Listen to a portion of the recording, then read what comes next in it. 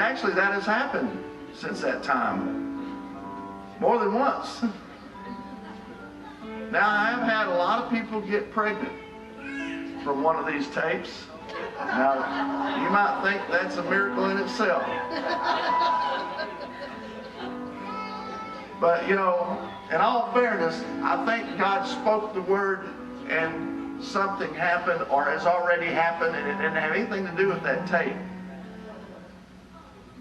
I remember we were in a church in Kentucky, Lexington, Kentucky. It was a Mennonite church.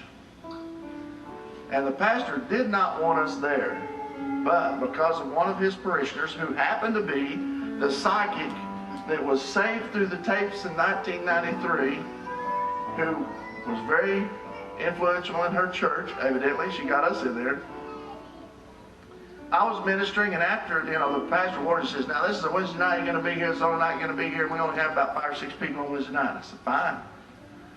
There was 40-something people there, they didn't even have enough seats. And that made him mad right off. But anyway, we're ministering, and there's this red-headed man and his wife. They were probably in their late 30s. And the Lord gave me a word that the woman would, second child that she bore would be an easier delivery than the first. Well, after services, the pastor got me in the corner with this elder. I didn't know he was an elder. And they kept saying, you've got to take back that word. I said, what do you mean I got to take it back? I said, well, there's no way she's going to have a second child because she hadn't even had the first. And so, you know, they kept, you know, corralling me and pushing me and pushing me. And I'm saying, you know, how do I retract it? I can't retract it. What do you mean? You need to take back that word. The whole time, the wife of the elder sitting there tugging on his shirt. Finally says, what? She kind of leans over, and I could hear her. She says, I think I'm pregnant. Now, they've been trying to have children for years. And so the husband's, you know, kind of caught off guard in the midst of all this. Well, we asked our ex-psychic friend to follow the story up. And sure enough, she had a child some months later. And then she got pregnant again. Now, ain't God good? Because he's letting her know that even though that first time was real difficult, the second one would be much easier. Tape didn't have anything to do with it.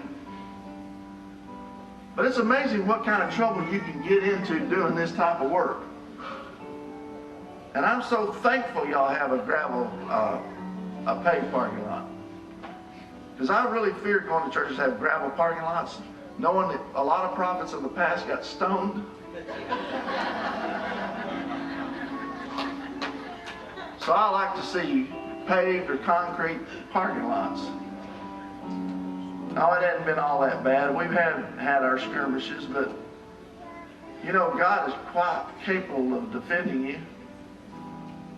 And there was a time that the late Dr. Lester Summerall came all the way down from South Bend, Indiana to Fort Worth, Texas to rebuke us, or rebuke me. So I'm at this church, and the pastor asked me if I would let him have the pulpit for that night, and I said, sure. I called up all our friends and family, and we had a whole section just full of people we knew. And then there was this other couple sitting over here who were part of the church, and they were the only ones sitting over there. And I'll have a point here in just a minute. Anyway, all he said was, you don't need someone to give you a word from God. All you need to do is read the Bible. Well, I'm kind of used to hearing that. That doesn't hurt my feelings. But I found out later that the people had paid for him to come rebuke me and to set me straight. They had paid for his jet to fly down to bring his pilot, co-pilot, his ghostwriter who was writing his autobiography, his administrator who takes care of all the hotel rooms and arrangements and all that, and the pastor set me up to go pick him up at the airport and take him to dinner. Well, I was honored. I didn't know, but the pastor was having me set up too. And I'm supposed to be getting chewed out. My Dr. Lester Summerall. We had dinner. We got up the next morning and had breakfast. We went to the meeting, and after the services, we went to breakfast again, and everybody came, the elders of the church, including the couple that was sitting over there by himself, and all the pilots and everybody else. And all of a sudden the lady says, well, you know, we're going to be going to Israel. I'm Jewish. My husband's Jewish. We're going to Israel. We're going to be, you know, celebrating the Feast of the Tabernacles. And she's just going on and on. And all of a sudden Lester Summerall just barks at her. I mean, chews her head off. I'm thinking, man, I was there when they paid your gas bill. It's $1,183 to fuel that jet just coming down from South Bend. They paid for all the hotel rooms. They put the offering in the plate for you to be able to come. They made an agreement how much they were going to give to support the missions that he's always raising money for, or was. And I thought, how can a man do that? You know, he's no slave to anybody. He didn't care. Well, I found out later that they had hired him basically to come do that. Well, what happened? I was asked to go pick him up, take him to the airport. And so we're sitting out in this car that they have at the airport to shuttle people around, that I picked him up in, and he said, what can I do for you, son? And I said, well, you know, I remember reading in your book where you sat under the teachings of Smith Wigglesworth back in the war, and he laid hands on you and blessed you.